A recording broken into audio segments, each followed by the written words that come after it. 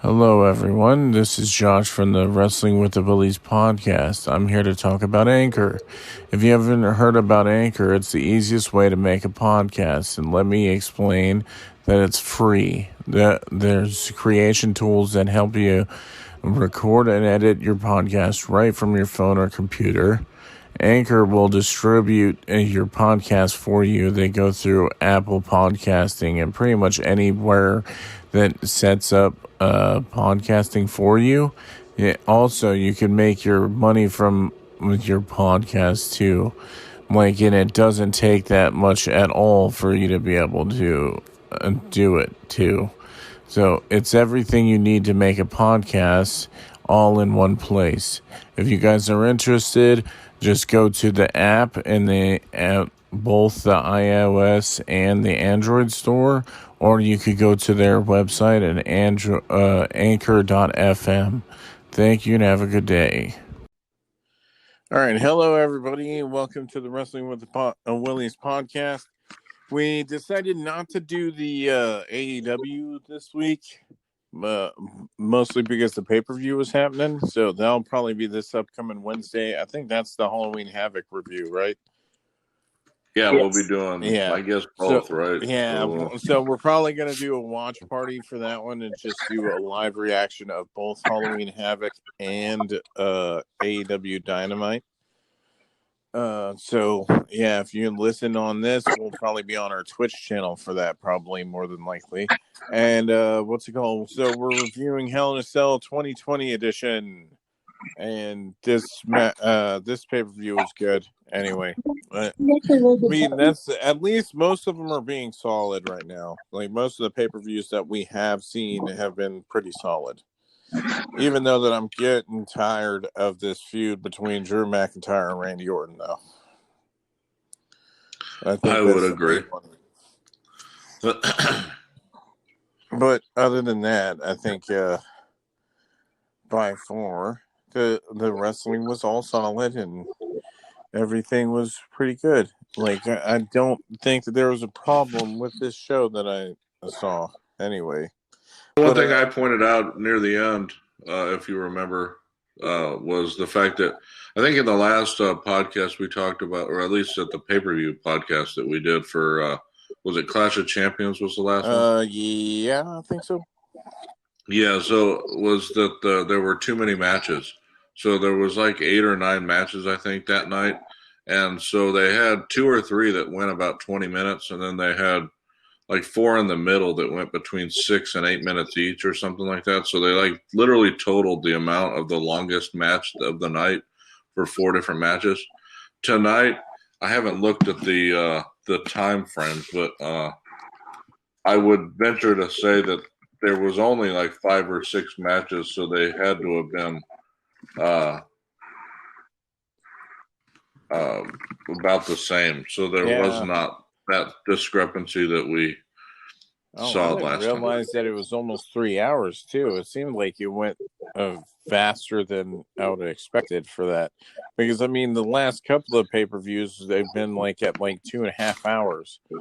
So I mean, it's different now. But I think you were saying that the first match, Roman Reigns versus Jey Uso, I think that was like 40 minutes or something, right? Yeah, it was like 40 minutes, which it didn't, when I was watching it before my WWE network crapped out and had to exit and wait for the pay-per-view to load up on the network again. It didn't seem like it took that long, because when I had to try to catch back up to y'all, I was like, come on, how long is this damn match? And it was over 40 minutes. But it didn't feel like that. It had a good pace to it, all the matches. I will say this, all the matches had a good pace, except for the Bobby Lashley match, because I feel like as soon as I went out to go get my dinner and come back, it was over. I was like, what the fuck? Yeah, that was like me too. Yeah, I don't think I guess saw most of it. Like, I think I went to go grab food or something, and it was over. Yeah, so when you look at the times, actually, and I honestly didn't even think about the fact there were 3 matches in there and they weren't very long. But I guess it's just the flow of the way the night went, because Roman Reigns' match was actually 29 minutes. Randy Orton's was actually 30. So it was actually longer than the wow. Roman Reigns match at the beginning. Yeah, I guess that match was just too slow for me. I Yeah, guess. and then I mean, both of them were Sasha's kinda was slow, but 26 still. minutes. So that's why the flow seemed a lot better. Those three matches were pretty much almost the same length. The thing you had those three in the middle, and I honestly, the flow was good. Like I said, I think that was part of the reason that it was pretty decent. But like Elias and the Jeff Hardy was only about 7 minutes, and the Miz and Otis was about the same length as that. And then the Yeah. Bobby Lashley one was only like 3 minutes long. So Yeah, because it looked like they just destroyed them. I don't understand what they're trying to do with the Retribution right now. I still don't. Like, I don't know if they're supposed to be heels or faces or whatever, or if they're going to add more members or whatever. But yeah, we were talking about that with Retribution and Hurt Business. So, because we were talking about whether or not, so are Hurt Business the faces in this match? Yeah. Or, it seems like what I got from it was that, yeah, they were the faces in this match. But, yeah, I don't really understand the whole Retribution angle at this point. Yeah, it doesn't really make sense. Like, I understand that they're trying to be like anti-WWE, but especially when they kind of correlated them with Mustafa Ali being the damn hacker on SmackDown. I'm like, wait, so now it's related, but it's not, so it's like, yeah. It's super weird. It's super weird that, like, it doesn't make much sense at all to me. Like, I understand if it's like anti-WWE, but they haven't really been anti-WWE. They're just like anti-Hurt Business type of shit. But, like, I really don't understand why they do heels where they give a shit about, like, it doesn't make sense to me at all when they have heel characters do good things when they're supposed to be heel characters. But I think like that would, like people invading into your establishment, and then you're like, "Hey, we'll beat them up." It's like, it doesn't make sense at all. That's the crazy part about Retribution. I think they could have continued even with the SmackDown hacker, where they're fucking with the whatever brand they're on. They're messing with how the shows run, and you just keep them doing that. Like, they basically stopped that whole thing when the hacker thing stopped. Now they don't mess with the like, now that you know who Retribution is, I guess you can't have them messing with anything now because you know who they are. But you still really don't know who they are because they're wearing masks. So it's like, and they could keep adding more members to the group, essentially, which would make sense for their characters anyway. But that's why, anyone that feels fucked over by WWE could really be part of the group. Well, that's what I'm saying. Like, any of them, like, if they hired any of the people back that they got rid of, like, talk about, like, if they hired back some of the people that they got rid of because they needed to make money during the coronavirus type of thing that they were doing. Like, if they hired any of those back, you just put them into the stable, right? And then that gives an excuse on why they're anti-WWE. Hey, I'm going to take your money and I'm going to ruin your product. That type of shit. That would totally make sense. But of course. But anyway, we're sidetracking anyway. Like, the main thing is, I guess we'll do R-Truth versus Drew Gulak, even though we didn't watch it. It looks like R-Truth probably won. Yeah. He won. Would have won for at least 24 hours, and then something else will happen on Raw tomorrow. Exactly. And or like then he'll win it back, and he'll be the 3 different people. The 50th time 24/7 championship. Yeah, I know the way that it's going. He's going to end up being like the most title reigns. He's got to already have close 17 anyway. He's like, I think the last time that he's 42nd. 41 or 42. Yeah, but what's it called? And then the Hell in a Cell match with Roman Reigns versus Jey Uso. It made sense for this match. I definitely hate the fucking pacing sometimes, just because I wanted him to just absolutely destroy him. like beat the shit out of him completely. And then this was 30 minutes of a match, but it was Jey Uso came out, right? Yeah. And then he gave up because he was beating him up or choking him out or whatever. That made sense for like why you would say I quit, right? And then I even like the part at the end where the Wild Samoans were there, and then they like crowned him the tribal chief or whatever.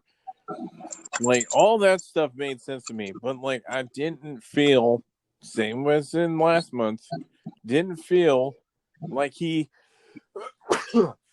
excuse me, but it didn't feel like he whooped his ass. Like sure he like speared him like 2 or 3 times and stuff like that, but it still didn't feel like whenever Goldberg or like Brock Lesnar beat the shit out of somebody. And I think that that's what they're trying to do with the vibe of Roman right now, is doing the whole Brock or Goldberg thing where he just comes out and beats the shit out of people and just leaves or whatever. Like at one point he cried like he was really hurting, and I think that was supposed to be like, I don't know if they were meaning it to be like real or not, but like I don't know. I think I understand why they're trying to do this shit and they're doing good work with it, but also at the same time I just think that he should have done more than what he did. I agree with Josh. I think this should have been like a squash match. Yeah, if you would, I mean, even if they cut it down by like 10 minutes, like they did 20 minutes, and then it was like Jey Uso trying to get most of his shots in and avoiding him and all that shit, and then essentially Roman beat the shit out of him. But it was like, I don't know, just some of the pacing just seemed off to me, which is always like the number one thing with me with Roman Reigns matches is the pacing most of the time is off. Well, this one especially, though, I think the biggest thing was there was a lot of talking. Like, yeah, there was you not only heard him talking to Jey, but the damn ref asking Jey if he wanted to quit like for 20 minutes of the match. You want to quit, Jey? You want to quit? Are you sure you don't want to quit? Are you sure you want to? It was constant. And then it was making him seem like he was a pussy or something. Yeah, I mean, hey, you can't do any more fighting. But don't ask Roman when he got knocked the hell out at one point. Yeah, I know whether exactly. or not he wanted to quit. Well, that's what I'm saying. It's like, oh, it's totally fine for Roman because of what he has done in the past, but it's not the same thing with Jey. Now, even though that he's doing this whole tribal chief thing, what I hope is that he gets rid of his damn pants and his boots, and he goes to some thing where he's wearing like the Samoans did, where they're wearing some. Dude, it would be tight if he was just in trunks or some shit. What are those right? things called? He was, the skirt type things that they wear. Yeah, the Samoan little garb. I don't know exactly what they call it. It would make sense with this gimmick for him to go that way. I mean, with the way they're pushing this. Like if he came out and he was in just regular trunks and he had that on, like the garb, and then he had the flowers around his neck. I mean, it would give a reason. His music like a it would give a reason for it. Yeah, that's what I'm saying. It would make total sense. Yeah, and it would be something fresh for his fucking character where it doesn't sound like the Shield all the damn time. But yeah, like that's why I said this match was okay. Like it wasn't the greatest thing. I had a feeling it was going to be like that, and I liked Jey Uso being put on a higher pedestal. But you already knew that there ain't no way that they're going to put the title on him. So yeah, that's how I feel too. Like, yeah, we already know that Jey and Jimmy can go because we've seen their matches with the New Day that have been amazing because they're a good tag team and they're athletic. But I think like Reigns being the character, I think with the Reigns and the character that he's going for, I think it would be better to made it more of a squash match because you're trying to make him dominant head of the table of the chief and stuff like that. So unless they have Rikishi come in or something like that to try to help. Yeah. Right now, I think that they should just move on to somebody else now. I don't know who, though. That's the thing. We were talking about this during the pay-per-view, that I don't know who he should face after this. I mean, there was Otis, but then they killed the SmackDown roster in the draft. Yeah, that's what I'm saying. It's like they brought the Fiend over and Braun Strowman, so then there's none of those. They got Keith Lee over on Raw. Then they got Matt Riddle over on Raw. They got like so many dudes on Raw. Styles is on Raw. I mean, I guess Shinsuke could be an option, or I mean, but I'm concerned that they're going this Lars Sullivan route. Yeah, like they would have to turn Cesaro and Shinsuke face for them to go against them. Like I don't know exactly what they could do. Like I would definitely love a Shinsuke versus Roman Reigns match, but then you would bury him to him, because this seems like it would be a long chance for Roman to get a long run with the title. So I don't want him to go against. Like I want him to have good matches with people, but also at the same time, I don't want them to bury other people in the matches. Definitely, if the only other one would be Seth Rollins. The only person that would probably make sense is either that they do something with Seth Rollins or Big E. That Big E's the next one. That's the only person that I could think legitimately why they kept him on SmackDown and split up the New Day was for him to be the next in line. I mean, granted, they could do something with Jey Uso for another month, but like you already pretty much told that story, so it's like, what else are you needing to tell in it? You know, they can only do so much with the story, so who else is he gonna face next? But like, so I don't know. Whatever. I mean, I don't even want to give it a star rating. I just want to talk about the matches now. But what's it called? Like Elias and Jeff Hardy, this was a piss break for me because I'm not a huge fan of Elias now. I don't know. I'm just so over his stuff. Like Joe was trying to tell me that I should review his album. He totally should. I'm gonna try. But if I hear like the first two songs on it and I'm like, fuck no, I ain't reviewing it. Unless somebody seriously asks me. Just do it, bro. And then I'll just be like, fuck, this album was garbage or something. I don't know. Whatever. But you never know. I could listen to it and be like, oh, it's actually better than I expected. I definitely don't think that's the case though, but I honestly, I don't know how I missed this match. I feel like I missed this whole match. Or at least the ending. I don't know if I had to use the bathroom or. Well, it ended by DQ. I think Jeff Hardy hit Elias. Jeff Hardy hit him with the guitar. So that's how non-memorable this match was, because I didn't even remember that I did see the ending. That's pretty sad. So if it was going to get a star rating, it would be a 1 or 0. Yeah. Well, this was just a fill-in, I think, because this match I think was made 2 days before the freaking pay-per-view, because I think Elias came back during the draft last week. So he's only been back since Monday, I think. And then they set up the match on Friday, I think. So, or it might have been set up Monday. It was set up pretty close to the week of the pay-per-view, though. So, he blamed Jeff for the being hit by the car. Yeah, remember the whole DUI thing back then? So they were trying to explain it like a long reddish haired dude was the one who ran him over, and I'm like, yeah, it was Sheamus. I thought that was like a given that they were building up that feud, but then they don't do anything with Sheamus, so it's like, okay, if they're showing that Sheamus did it, you would think that they would have transferred him, because I think they're both on Raw now, right? Yeah. Yeah, they both went to Raw. Okay. Yeah, so you would think that they would have put Sheamus on Raw and then had Elias turn face or something at one point to go after him.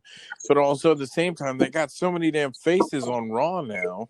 Well, that's what I said.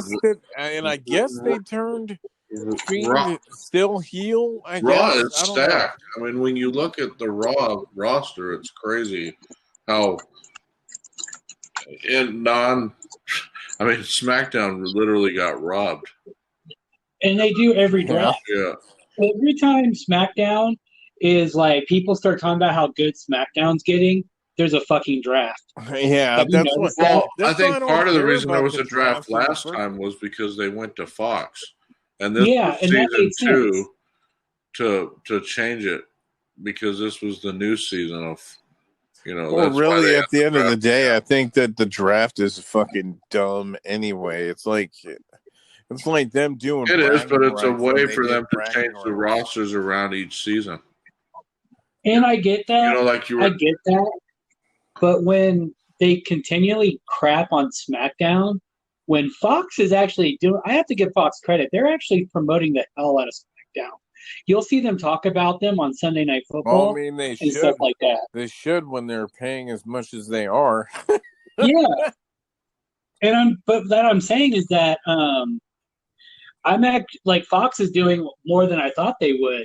So that's why I'm like, what the hell, WWE? Fox is like, helping trying to. And they say the ratings on SmackDown were actually better than the ratings on Raw, I think, if I remember reading. Oh, they were, and that's why they're trying to shift them. But I think one of the things, too, didn't they talk about, like, the tag team belts can be defended on either brand?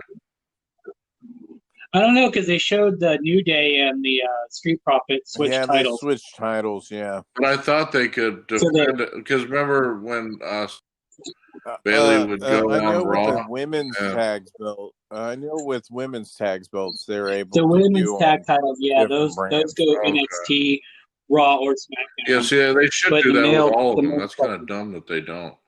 But well, they used to do that back at one time during the draft, where only the champions were on both shows, and that's before they brought back the big gold belt, I think. Yeah. Jeez. I'm so. Then I hated the next match. I thought that was so stupid. Yeah. Anyways, I don't get why you. And it goes for like when I hear buyer's remorse when they put it on somebody that they were very high on this time, and then they're like, "Oh, you know what? No, they don't need it." So did they do the same shit with Braun Strowman when they didn't even basically let him defend it? Remember that a couple of years ago when. Yeah, like he cashed it in a Hell in a Cell match or some shit. He cashed it in to get a match. I'm like, what? Like, it was like, why in the hell are you making him look so fucking dumb? Like, this whole thing, like, the Law and Order type thing was actually kind of funny. And even with Miz, like, supposedly bribing JBL. I mean, first off, why in the fuck would you have JBL as the fucking judge? What the hell is wrong with you? It's because of the APA. Yeah, I know, but still, though, if anybody should have been in there, it should have been Taker, but also at the same time, Taker wouldn't have taken a bribe. But once ago, that and Taker wouldn't break character for that trial. Yeah, but once ago, I like that part. But it would have been funnier if JBL was an APA guard. Tucker. Yeah, he should have been wearing his APA shirt. Dumb as shit, though. It's like, why do they keep on doing this with damn tag teams? They keep on breaking them up. It's so infuriating. Yeah, I think it's stupid that. I mean, it's kind of true that Tucker kind of got lost in the shuffle, and that's not. And that's mostly because Vince didn't do anything with them. Yeah, but also and now they're on Otis has the move that everybody liked. I mean. That's the thing. People liked Otis, though. I mean, it's kind of goes with, what do you call it? If you go back to the Hart Foundation, right? I don't know if anybody really cared for Neidhart all that much. But, no, he wasn't the more charismatic one. Yeah. I mean, you would like grab his beard and stuff like that, but like he was like less charismatic. Yeah, in that tag team, everybody knew who Bret Hart was. It's like I've had this conversation the with Rock and Roll Express, the Rock and Roll Express. Who was Shawn Michaels and Marty Jannetty? The Rockers. Oh, that was the Rockers. The Rockers. Yeah. So Marty Jannetty wasn't.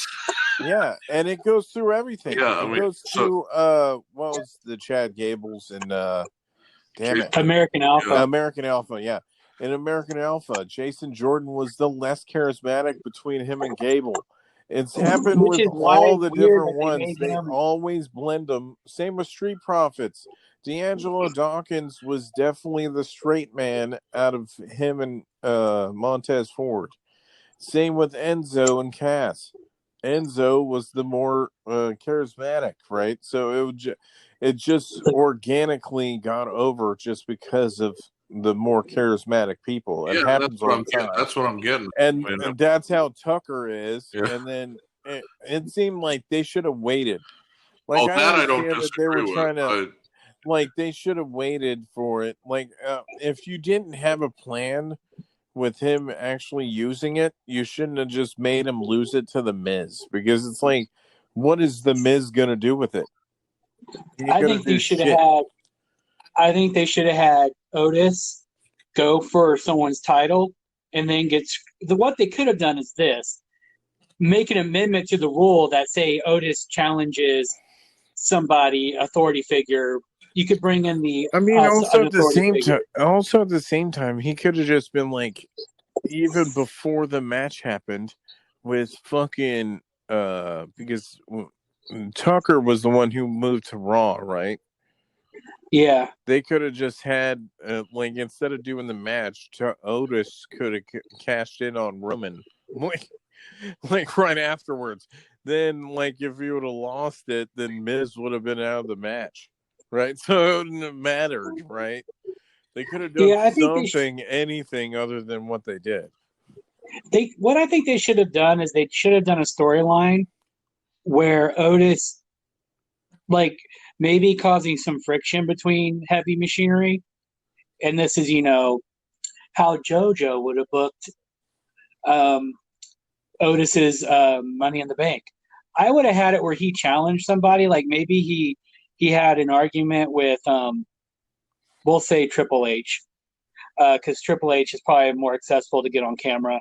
Him and Stephanie, and maybe he's trying to have a case to be able to go for the tag titles, and then build a storyline where he has to overcome something so him and Tucker can win the tag titles. Yeah, with the Money in the Bank, use it for the tag titles. Yeah, because they're not going to put a singles title. They weren't going to put a big championship on them. Yeah, that's what people were thinking that they should have done, was just do it for the tag belts. Yeah, they should have let him do it for the tag belts. They didn't actually specify that you couldn't do that. They did after he won it, but not before. Well, they shouldn't have specified. They shouldn't have specified it. They should have just done it where they just came out and just won the tag belts. And then you could have built a feud with them and for New Day. But also at the same time, I would have much rather seen John Morrison have it than the Miz, just because. Yeah, it would be nice if they set that up between the two of them. Yeah, have them fight for it. Yeah. Especially that fucking damn thing that John Morrison said. Fuck, man, that made me laugh super hard. I can't remember what he said though, but oh shit, I can't remember what he said either. All I know is it was after Tucker came out and he said some shit, and then he just blurted out something, and it made me laugh super hard. I just can't remember it now. Let me see if it's in the results. That'd be funny. Oh damn, no, it's not. Fucking shit. Whatever. But then, anyway, the next match was definitely the best one. Was Bayley versus Sasha Banks. I'm not fucking surprised how many fucking times hopefully they do a 2 out of 3 falls match. Oh, that would be good. They needed. I want to see. Nikes. If they're doing Survivor Series next month and Sasha's the title holder, it's going to be her versus Asuka. If Asuka holds on to the title. Hopefully they don't do that. It would be nice if it would just be Team Bayley versus Team Sasha or something. That would be cool. Do something like that. Either that or it's probably going to be Team Bayley versus Team Asuka, or Team Sasha versus Team Asuka or something. But they do for brand supremacy. No one gives a shit. No one gives a shit. Especially with the new change a month ago, right? It's yeah, it's why in the fuck should I give a shit about which brand is better? Oh, yeah, I don't. And like 95% of people don't really give a shit. It's like they go against the, like, why on earth would a heel care if they're like one-upping the other brand? Now, like, if it was cool if they would do the NXT thing, if they would add the NXT brand into it again, that'd be tight. That'd be interesting if they did like last year where they did all the championship matches were triple threats. Yeah, that'd be fucking dope. Champion versus champion matches. Yeah, there's only certain things that like I would understand. Definitely that's going to be cool. And wonder if they're going to be doing a takeover or not.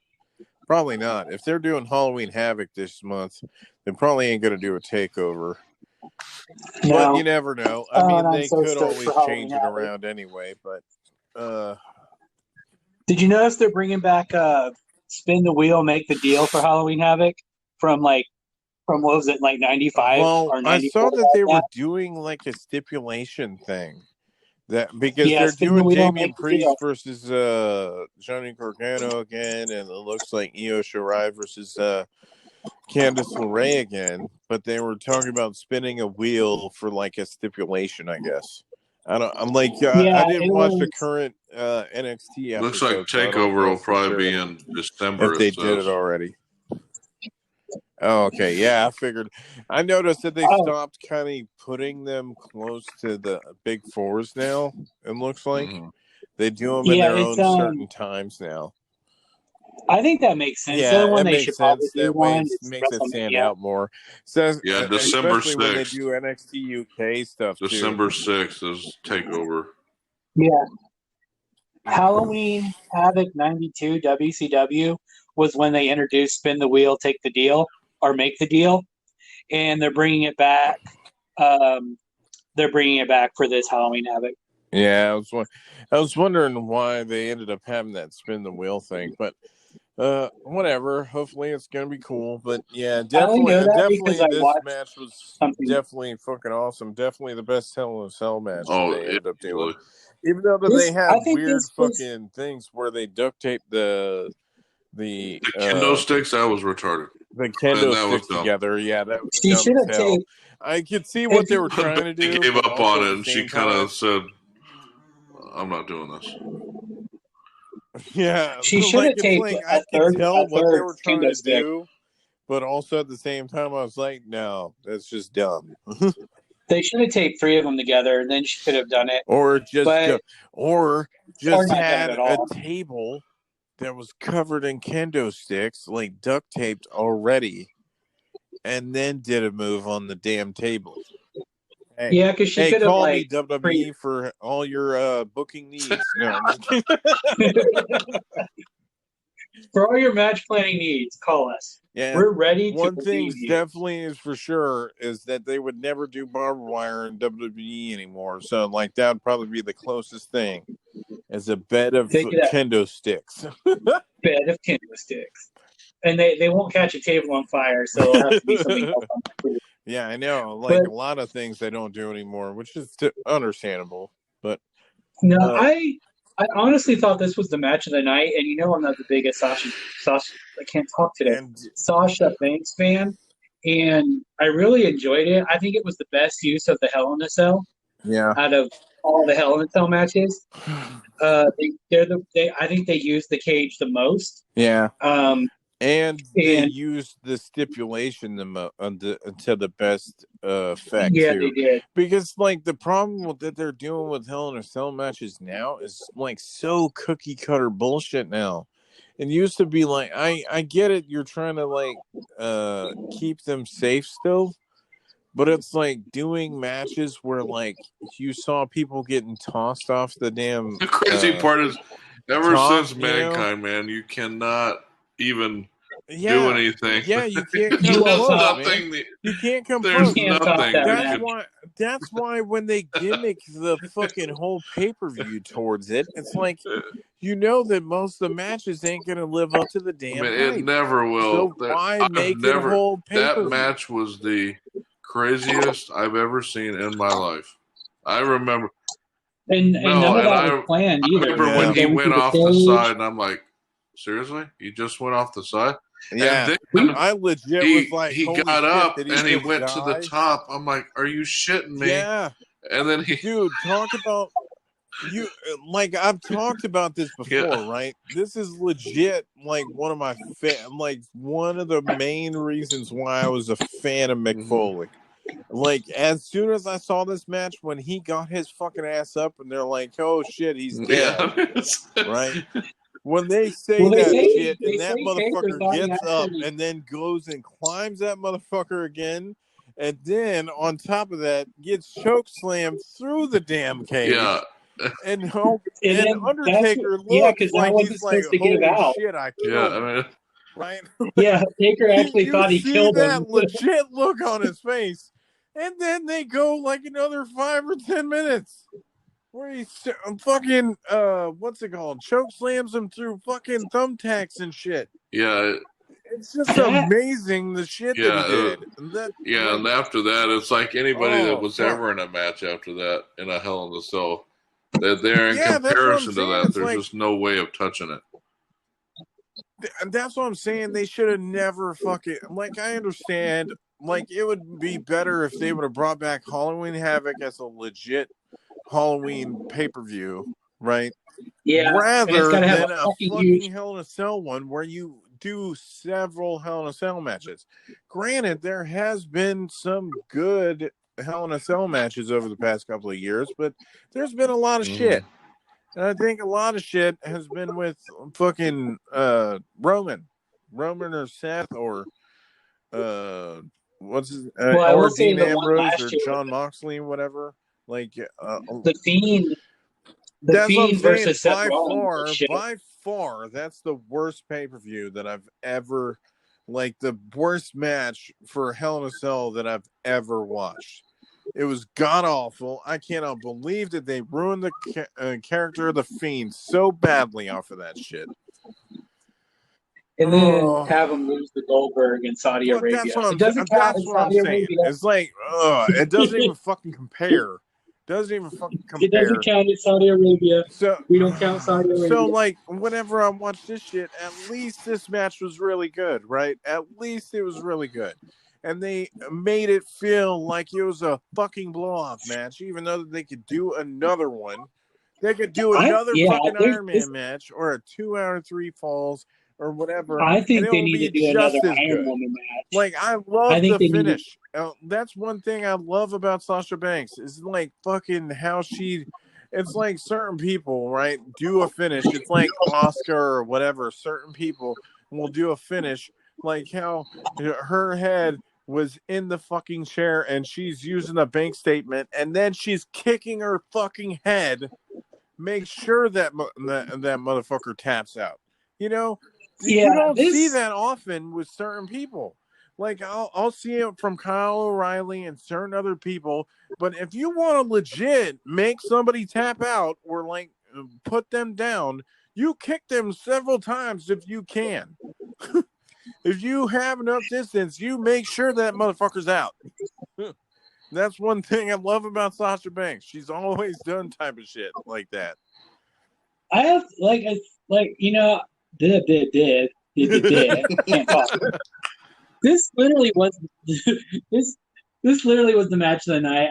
I think they should I really think that they should go for an Iron Woman match or like you said 2 out of 3. I think they need to space this out. Another 2 or definitely a Survivor Series and maybe definitely at the Rumble.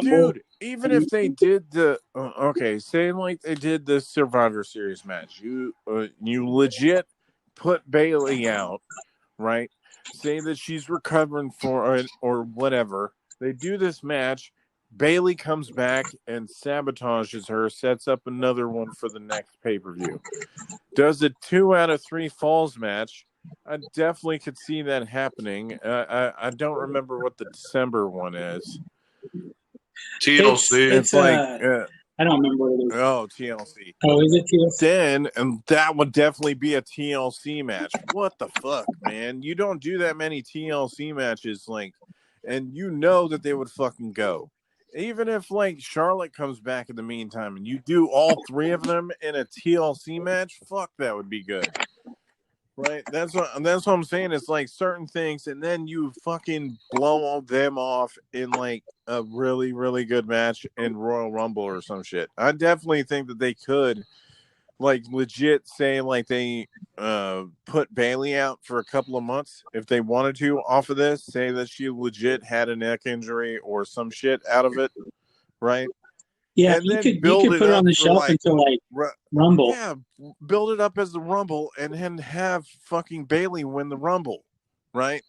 And then just be like, fuck yeah, I'm going to take you down, blah, blah, blah, and then set that shit up. That way, And then that's from that.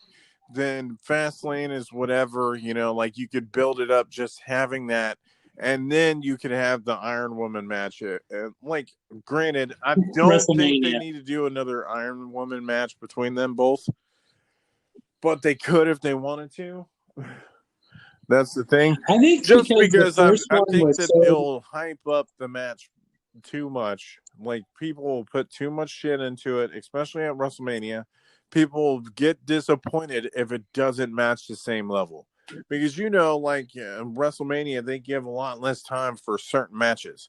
It's like them talking about the AJ Styles versus what's it called? AJ versus Shinsuke dream match, right? They said that they were going to build it up super high, and then they fucking gave it like 10 or 15 minutes. And then it just couldn't, couldn't build up to how much hype they built up for it. That's the main thing for me. But yeah, like I just hope good things out of this and excellent matches happen. I know that it will happen anyway. Well, you know, from my perspective, I'm always a Sasha Banks fan. Joe's always the Bayley fan. so I'm extremely happy. I just hope that she doesn't go on SmackDown and lose it right away to somebody, or I just don't want her to get. They finally, because I mean, shoot, I don't know how many times I've seen where she'll win it on a pay-per-view and lose it on the week after on regular TV. Yeah. Yeah, I just hope that it fucking shit. I hope that they just finally break that shit for her. I think it was good that they gave Sasha the belt. I actually expected them to do it at least at Survivor Series or the Rumble and drag it out. Yeah. But I'm not hating that they gave it here, but I do think that they need to give her a decent reign with the title and build her up. Well, that's what I'm saying. They need it. That's what I'm saying. Like, if this match right now, that it was showing that Becky could have gotten hurt, or Bayley. That's what I meant. Like, Bayley could have gotten hurt out of it, so like they could afford her to be off of TV for a couple months, or they could do what they do with the Britt Baker character, where she was hurt, and they had her on TV still in her stuff, and she was just being a typical heel, and just be like, "Fuck you, bitches," blah blah blah. You know, they could do any of that shit if they really wanted to. Just hopefully they do something good where like they give her a nice long reign. That's what I'm hoping for. But that's what I'm saying, because I think that they should. I think they need to do something. To be honest with you, with her and build her up, but I have a feeling that they won't, and I think that's going to be. I definitely feel that shit too. But yeah, so we're going to talk about the super quick match now, which was Bobby Lashley versus Slapjack, and that was pretty much him getting in the ring, and then they put him in the hurt lock, which is the full Nelson. God, it's like they've went through so many. Yeah, but like they've went through like so many different damn finishing moves with him. It's like you can't even put him back with the Dominator. It doesn't even make sense why they don't have him with the Dominator again. It's like I would much rather have that shit than the Hurt Lock. But I mean, at least that move's better than the fucking stalling suplex that they had him use in the beginning. It's like, what the fuck? He does a spear. Hey, he can't do a spear because fucking Roman Reigns does a spear and Goldberg does a spear, but he can't do it. So let's give him a stalling suplex. It makes sense. I mean, what are they going to do when Edge comes back? Well, that's what I'm Edge does saying. the I think initially that's why they were doing it, was because so many people have the damn spear.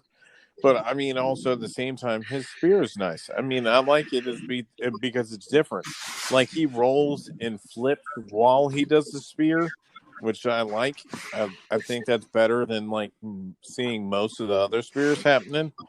But anyway, like, it was just a super quick match. So I think it was just really trying to like reamp stuff for this last match. Was probably my least favorite one, which is sad, but mostly because I'm just not into the Orton matches anymore. Like, I don't know what I'm like. He's a safe worker and shit, but like all his matches are about the same. Yeah, It's not only that, but shit. when you've seen the same people in the same match for 3 pay-per-views in a row, it's kind of... Yeah. And then we talked about this one, how it could have been a blow-off match for the last one. And then as soon as I saw that he was in the Hell in a Cell match with him, I was like, fuck, he's losing the title. I knew that Drew was going to lose the title as soon as they were like, oh, yeah, you haven't been in a match with me, blah, blah, blah. Like, yeah. It's like, fucking way to kill off Drew. But I mean, like, whatever. I'm so over damn Orton anyway. It's like, I like Orton as a heel, but also at the same time, did he really? No, need the interesting part is, well, they unless set he gets him up there to break Ric Flair's 17, because now he's yeah, knowing that John Cena's pretty much done. Yeah, so he's not going to do it. So I think, yeah, sound like you said John didn't, Cena. but yeah, but who else is going to do it at this point? He's the only one really in line to be able to. Well, I mean, I don't think that anybody should, but I mean, whatever. I don't think anyone should either, but they say like certain things don't John need to be Cena broken. didn't want to break That's it. what I feel of it. The streak shouldn't have been broken. Ric Flair's record shouldn't be broken. You know, that's pretty much the only 2 main ones that I think shouldn't be broken, right? And like, if they ever said like Brock Lesnar has the higher reign than CM Punk, I would be like, fuck you, no. Don't recognize it, motherfucker. But that's pretty much the main thing. Like certain things, I'm just like, no, don't touch it. And then, of course, they have to touch it. Yeah, the one that didn't make the most sense to me was Undertaker's streak getting broke. He should have ended. Yeah, he should have ended that. He should have ended WrestleMania when he retired with never losing. But he must when have you been work okay for with somebody it, else, you kind of have to be, unless you have full creative control over stuff. You know what I mean? Yeah, and then you never know. He might have been like, "Here's $10 million to lose to Brock Lesnar." You know, he could have been like, "Whatever," you know, like because they probably agreed to a price beforehand, but also at the same time, he cared about Vince anyway, so I think that's why he. Well, he says it now. Like, you watch Broken Skull sessions, he talks about it. Well, somebody was like, he would have never been Undertaker if it wasn't for Vince, right? So it's like, you know. Yeah, he was worried when he came in he was going to be an egg. So he almost was the egg. Yeah, he almost was the goblin. So I mean, you know, crazy man. Just like seeing how much. Well, he thought that's what they were calling him about because they were talking about that angle coming out. You know, they were talking about that thing in an egg, and he got the phone call. So he was thinking that's what Vince was going to ask him to do. And he's like, well, what option do I have if Vince comes calling, you know, about a job? Are you not going to take it? You know? So it's like. Yeah. Which I especially totally at the time, it's the same thing as Stone Cold, right? I mean, Stone Cold kind of was in the same situation, you know, and they came to him with the Ringmaster gimmick. I mean, they gave him a lot of fucking shit names before then, though. Like, what was it? It was like Ice Justice or some shit was one of them or something like that. No, they suggested that when he wanted to change the name to when he was talking about Stone Cold. They're like Ice Justice and all this like stupid shit. Fucking stupid ass names. And then he saw like Stone Cold or He said something like he saw one that had stone in it, one that had cold or some shit, and then he was like, "Oh, But I so remember Steve when he Austin. flipped, Okay, it makes was sense." one of the best things when the King of the Ring, when he went off on Jake the Snake. I remember that to this day when he cut that promo. It's like, when CM Punk Yep. had his pipe bomb, it was kind of along the same lines. It's like, oh, you could see where the switch flipped. And it was like, Yeah. Yeah, you could see when somebody truly gets over too. And even with the pipe bomb promo, he still was like a heel when it was a work shoot. Like he added a bunch of fucking vitriol into it, but then he still had it worked where he's like, you know what, all you motherfuckers cheering, you are well, yeah, part because of it the would be fucking funny today problem. if they started That's talking about the Yeah, because fucking CM Punk ever came back. You'll see what I said about the sandwiches? yeah. Yeah. This fucker. No, I haven't. have you all tried No, those yet? Those but things are I'm actually just saying, it'd be they're actually funny if really he good. came back on and said, hey, see?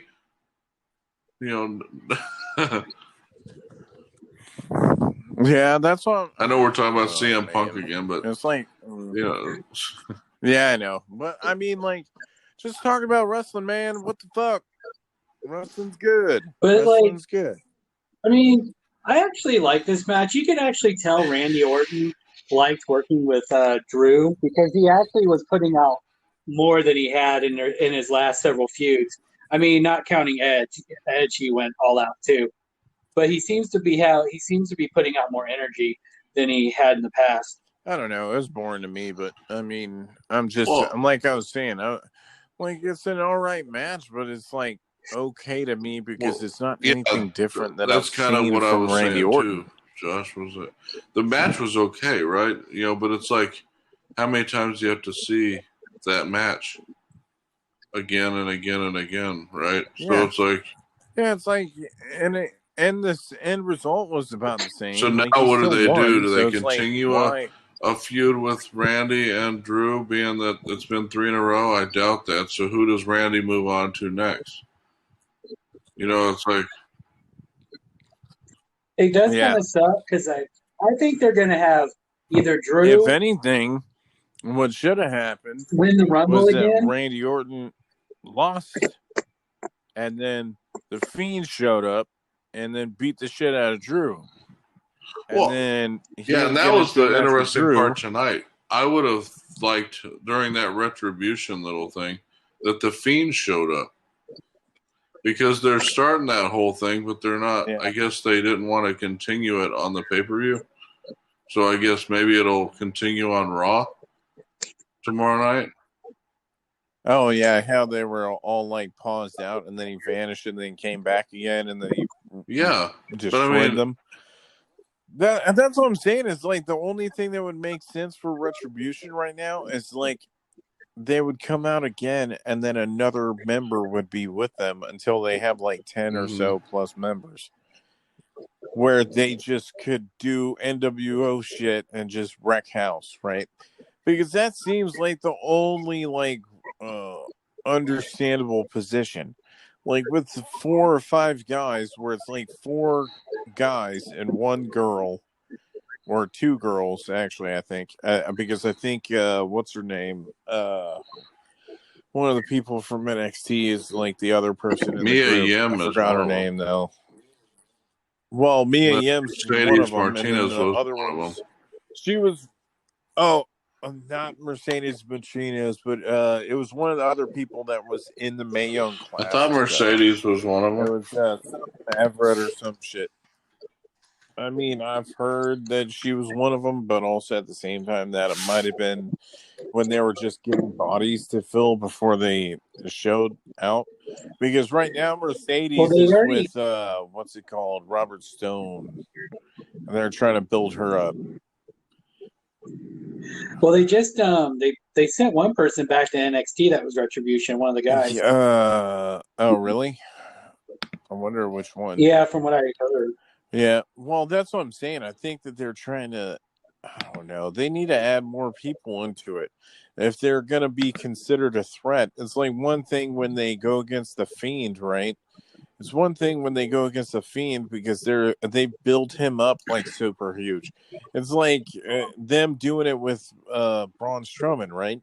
He would probably destroy them, right? So like it would make sense for him to stay away from them. But like now, if they ended up having 10 or so plus members, it would even it out, so it would make it harder for them to be able to counter it, you know? And especially knowing where it seems like they're kind of like an Antifa-like faction for WWE, it would make sense if they did it like that, where they would just keep growing members the whole time.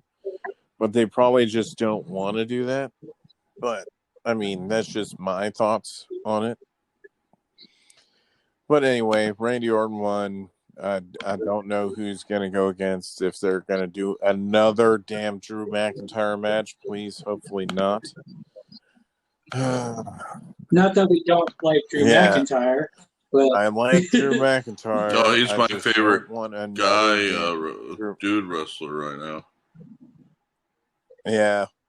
And I recommend for anybody to look up if you want to see a goofy Drew McIntyre, look up the WrestleCon dance video where it's like him, Ricochet, and a bunch of other dudes dancing, and Drew Galloway is hilarious in it. So I recommend, if you want to get something where it shows his comedic taste, I would say for you to look that up because it's hilarious. I think they booked him pretty strong. I just don't like the fact that, like, I don't like that Randy won, just because I don't see. I agree. I don't see why Randy needs it. But again, who do you build up for Randy to go against? And I agree with the point. Yeah. I say I like this match because it wasn't my least favorite on the card, but it didn't really utilize. Well, by far the worst match was the fucking Bobby Lashley one, just because it was only like 2 minutes or something. But either that or the Elias and Jeff Hardy match. But I mean, still. I think the Jeff Hardy match ended shortly because they're gonna maybe either Elias wasn't fully healed.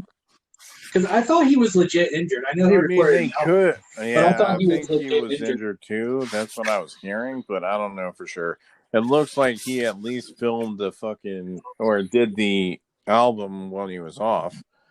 But what's it called? Yeah, I don't know. Whatever. Like, hopefully they actually build up to somebody actually doing it instead of Jeff Hardy, where we don't get this for like 6 months straight. But I might as well end it while I have the time. I'm like, whenever I'm doing it anyway, because all we're doing is just sitting there talking now. But if you guys like any of our stuff that we're doing, especially the wrestling podcast or whatever, we're just about to start a Halloween, actually a horror podcast called Scream Creeps, which we're going to be starting to do hopefully on Halloween. And we did an episode. We're doing an episode about the Halloween on Sci-Fi Graveyard. So if you guys like any of that shit, and we're going to start doing D&D again eventually. I don't know when. Hopefully soon. But what's it called? If you like any of that stuff, you could go to any of our Heart of Geek socials, which is pretty much everything the Heart of Geek, all except for our Twitch channel, which is Heart of Geek. When we do the when we do the watch party and stuff, it'll be through Twitch more than likely. And I think you'll go through the Facebook page too, and maybe the YouTube we'll have channel. A multi-streaming. Yeah. So we're doing that for Halloween Havoc and AEW. Yeah. Yep. So if you guys like any of the shit, just comment and stuff like that. If you want to recommend stuff to us, that's cool too. And for all of us, I guess we will see you guys in the next week. Podcast.